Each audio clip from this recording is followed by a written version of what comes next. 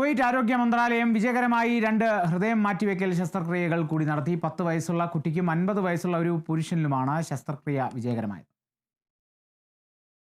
അൽ ദബൂസ് cardiac സെന്ററിലാണ് ശസ്ത്രക്രിയകൾ നടത്തിയത്. സങ്കീർണമായ ഹൃദയ ശസ്ത്രക്രിയകൾ നടത്താനുള്ള കുവൈറ്റിന്റെ ശേഷി ഇത് സൂചിപ്പിക്കുന്നു.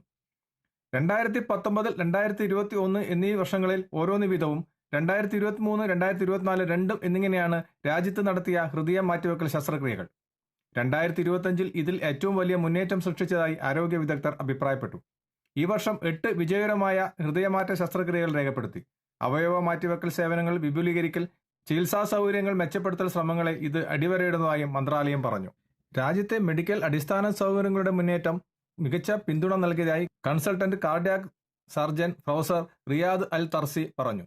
ആരോഗ്യ മന്ത്രാലയത്തിന്റെ പിന്തുണയ്ക്കും ആരോഗ്യമന്ത്രി doctor Ahmed Abdul Wahab Al അവാദിയുടെ സൂക്ഷ്മ മേൽനോട്ടത്തെയും under secretary doctor Abdul Rahman Al മുത്തേരിയുടെ മാർഗനിർദ്ദേശത്തെയും അദ്ദേഹം പ്രശംസിച്ചു.